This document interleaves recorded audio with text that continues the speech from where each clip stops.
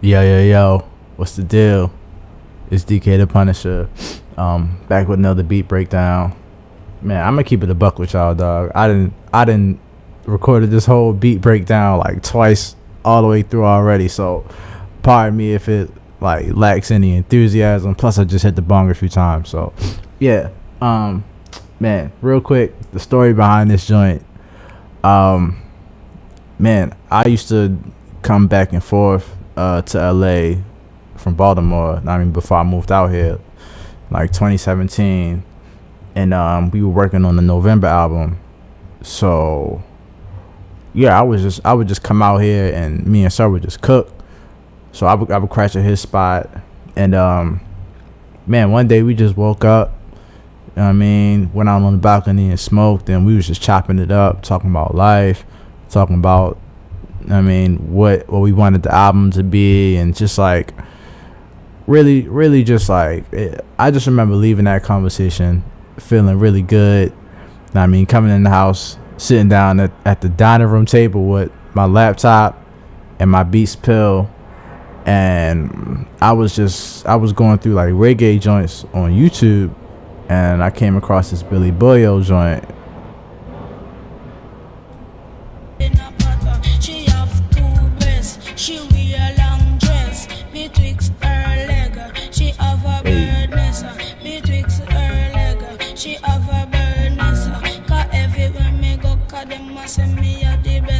Me mash it on the east, and me mash it on the west.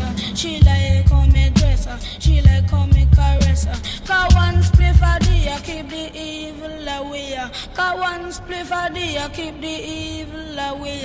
Cause I believe. Yeah, and as soon as I heard that like acapella vocal jump out, I was like, yeah, I gotta do it. It was a no brainer. So I chopped it up. I mean, pitched it up. And it sounded like this. One spliff a day, keep the evil away. One spliff a day, keep the evil away. One spliff a day, keep the evil away. One spliff a day. But I added some piano chords on top of that. One spliff a day, keep the one spliff a day, keep the evil away. One spliff a day, keep the evil away. One spliff a day, keep the evil away. One spliff a day, keep the evil away. And then I want to say next came the drums, and so the drums on this is like sort of like my signature bounce now, I guess. I've been doing this, like, it's really like a velocity thing. I mean, I play around with the hi-hats, because I'm trying to make it feel like a live drummer feel, like the holy grail of drum pockets as far as hip-hop. I mean, to me, is Sporty Dopalicious, Outkast. I mean, like, that shit is like, yeah, that's what I want my drums to feel like. Like, how can I figure that out with me programming drums? I mean, on a keyboard, like, how can I figure out that pocket? So, like, yeah, through the years, I've sort of developed my, technique or whatever. And, yeah, man.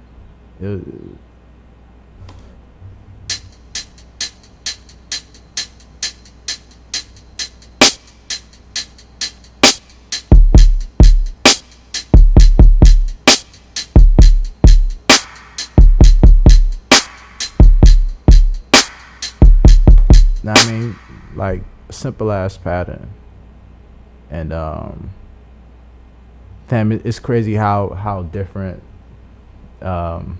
like this is compared to like Teach Me. Whereas like Teach Me, I kind of layered a gang of sounds, like from the drums to the organs and everything. I just used so many sounds. Was this, which I made like 4 years later, I learned that, the less sounds you use, the more everything can shine. So if I'm going to use a kick, I'm going to try to find the perfect kick and then EQ it as best I can to, make it feel good on its own. Like, that shit is important, like, as far as mixing and everything. Like, the lesson for me was when we got when we got the mix back for All That Matters, the Justin Bieber joint. I was like, damn, like this shit is knocking so crazy. Like this shit knocks harder than anything I had like put out up until that point. And it was like, damn, cause it's so simple. Like, cause I mean, like they didn't even use my whole beat. Like they just chopped a fucking, like they looped up a section, the simplest section, and like that shit was like, I mean, the light bulb went off. So from that point on, I've been trying to like be as simple as I can be, while I'm fighting against my nature of like I wanna play a million parts on everything. Like I wanna fucking make shit feel epic and big, but like that ain't really the best technique when it comes to making records. So like yeah. It also helped the fact that SiR was like literally sitting across the table from me, like when I made this joint. Like he was writing the song while I was building this, so it kept me in the mindset of a song. And also I realized I didn't need much going on. You know what I mean? Like, because the song just felt good. So what we have, the drums, the piano, and then I added the bass line. Man, shout out to Contact.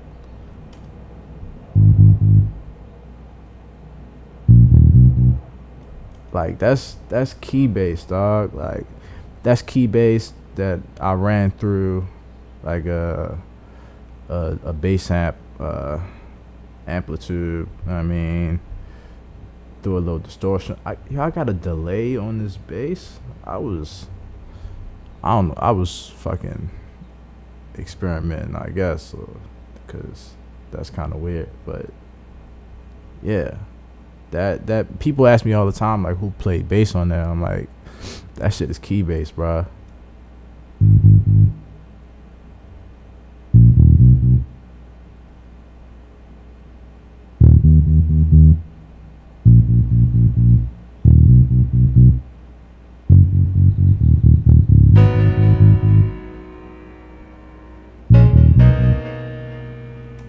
Right, so where we at now? We got piano, drums, bass, plus the vocal sample.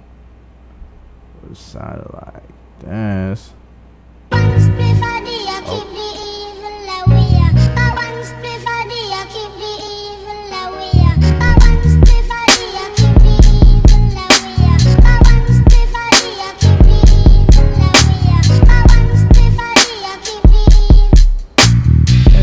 SiR wrote the song to just that, and we knew that day that damn, yeah, because we did this at like 11 a.m. right? Did this whole idea, wrote a whole song, and we knew we had a room at No Excuses, RIP, later that night. No Excuses was the spot that like all the TDE niggas used to record at. Bunch of Interscope niggas. Know what I mean, that was the spot. Like that's how I ended up with an Earth Gang placement off of just, know what I mean, being in there. So yeah, it was just a great place to fucking, you never knew who you was gonna run into. But yeah, I was like, man, we should have the homie Bradford come through and play guitar in this joint. Like I already knew where I wanted to take this joint, man. So yeah, we SiR cut the song that night, and then Bradford came through and fucking laced this joint. Let me give him his flowers for real.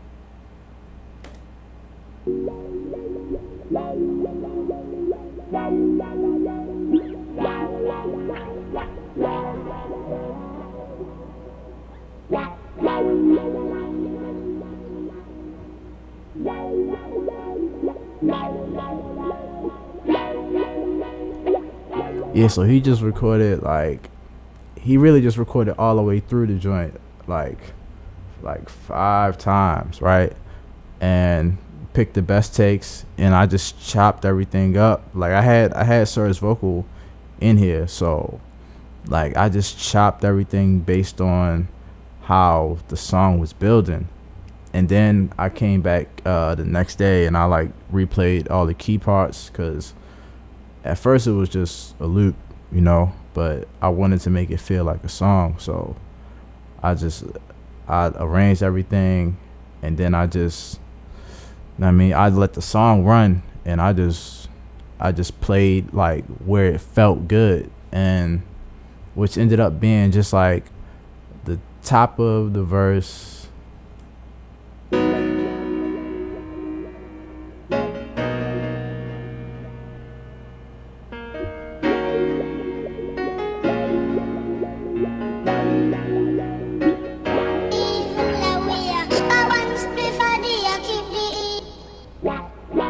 And yeah, I think I would come back in like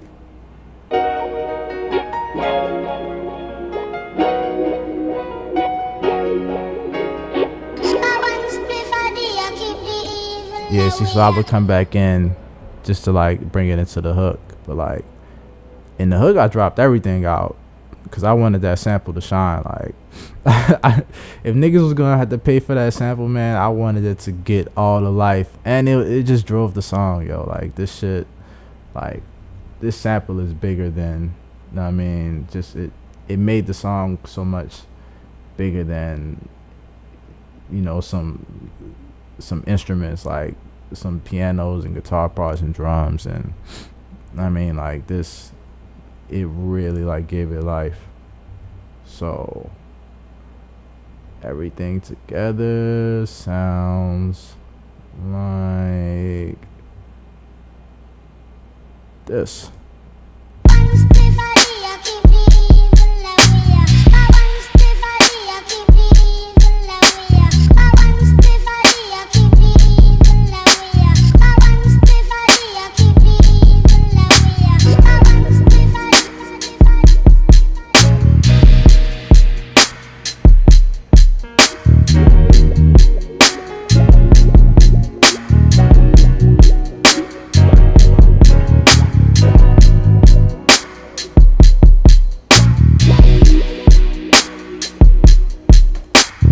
That's the joint. That's the whole thing. Like simple. This another lesson in that. Like I feel like all my like most successful, or like the joints that people really love the most that I've worked on, like the simplest joints, man. Like the joints that I didn't spend fucking hours and hours building a bunch of sounds and adding a bunch of shit and making it feel amazing. Like that shit is cool sometimes and it has its place, but for the most part, yo, like I'm trying to make jams, I'm trying to make grooves, you know what I mean? So all that extra shit, man, leave it alone. Like play, man, this had some amazing ass guitar playing by Bradford, shout out to him, and my little, you know, just to get by, piano playing skills, and we made it work. So yeah, man, I love this joint. I'm appreciative that I was able to take it on the road. Like I was DJing for SiR when he was touring the November album, so you know I got to see that joint played out every night. And as a producer, dog, like we don't get to see that all the time. So like that shit is great. Like definitely motivating, man. And the fact that people still hit me up about this joint is. I'm grateful. So shout out to y'all for voting for me to do this beat breakdown. And yeah, that's the Evils.